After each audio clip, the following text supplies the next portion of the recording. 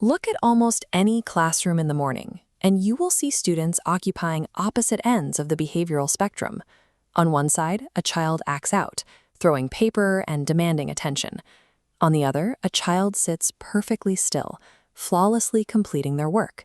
It is easy to guess how adults typically respond to these two scenarios. The loud disruption is immediately met with discipline and correction. The silent compliance, however, earns admiration. Teachers often point to that quiet, compliant student as the good kid in the room. But consider a different possibility. What if the behavior we are quick to punish and the behavior we are so eager to praise actually share the exact same root cause? What if both are driven by an underlying neurological deficit? We frequently mislabel these actions as inherent personality traits or signs of strong academic motivation. In reality, behavior is a direct form of communication. For many children, being good is simply a desperate adaptation to mask a lack of safety. To understand why this happens, we have to look at adverse childhood experiences, or ACEs.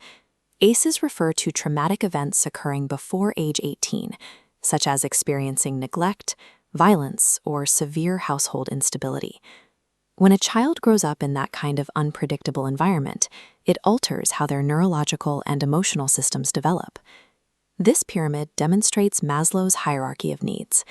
A child must have their foundational safety needs met, meaning physical stability and boundaries, before accessing higher capabilities like creativity and education. But when disrupted by adversity, the brain bypasses higher functions, shifting into permanent survival mode. In this compromised state, a traumatized child's nervous system learns one central, overriding rule: safety must come first. The brain aggressively prioritizes immediate protection over any form of academic or personal growth. We usually expect childhood trauma to look loud, angry, and disruptive, but trauma does not always announce itself with a thrown desk.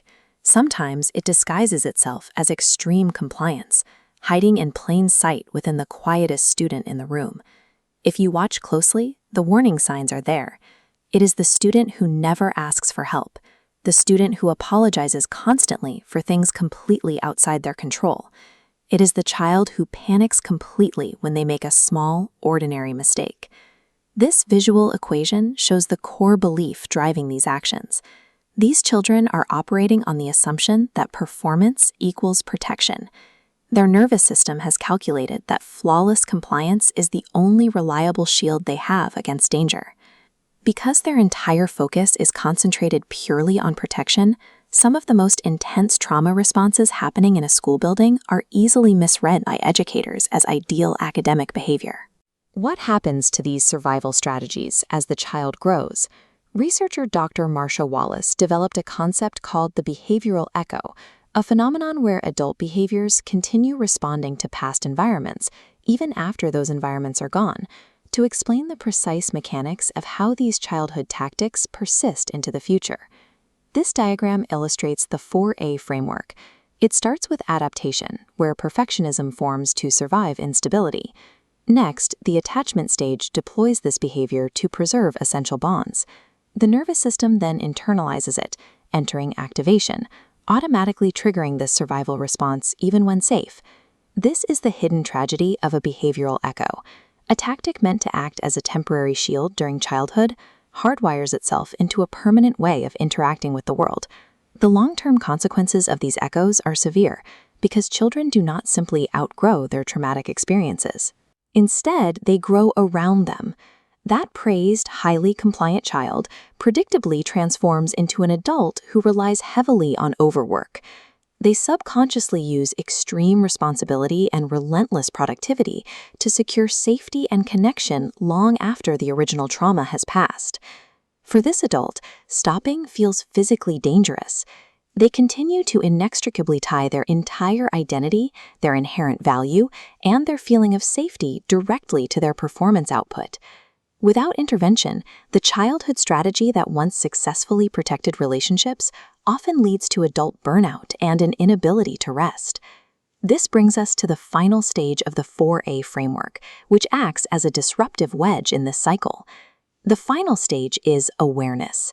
It is the crucial intervention point where adults gain the power to consciously break the automatic pattern.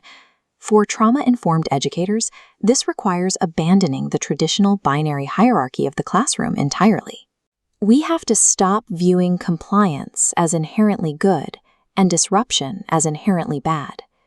Instead of looking at a student and asking, "What is wrong with this child?" we must ask a much deeper question. We need to ask, what experience might have made this specific behavior necessary for their survival? Replacing judgment with awareness allows us to fully interrupt a behavioral echo and change a child's future trajectory. If you would like access to the research behind this episode, the link is provided below. I'm Dr. Marsha Wallace. This is Behavioral Echoes. Behavior persists as an echo of what came before.